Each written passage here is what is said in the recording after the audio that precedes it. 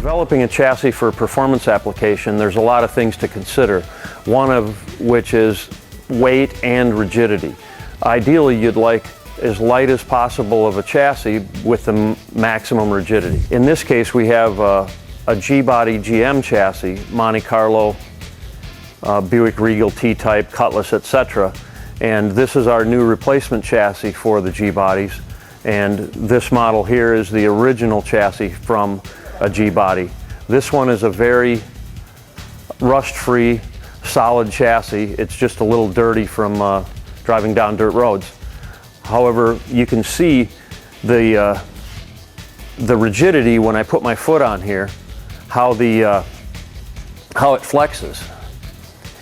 When I push down here, the rear end is rotating in an opposite direction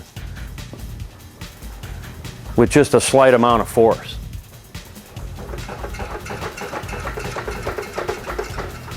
When you put high horsepower in a chassis like that, even though this is bolted to the body and that adds some rigidity, it's going to twist on you.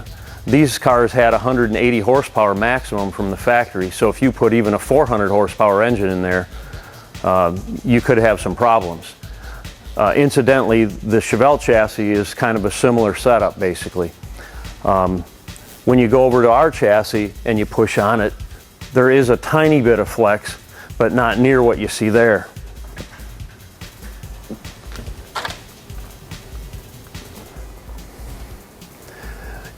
We weighed both of these, and with the same wheels on both chassis, our replacement chassis is 125 pounds lighter than the factory G-body chassis.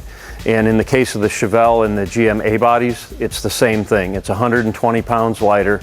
The stock chassis has 300% more torsional flex than our replacement Schwartz Performance G-body chassis. On a Chevelle, there's about 200% more torsional flex on a stock chassis versus our replacement chassis.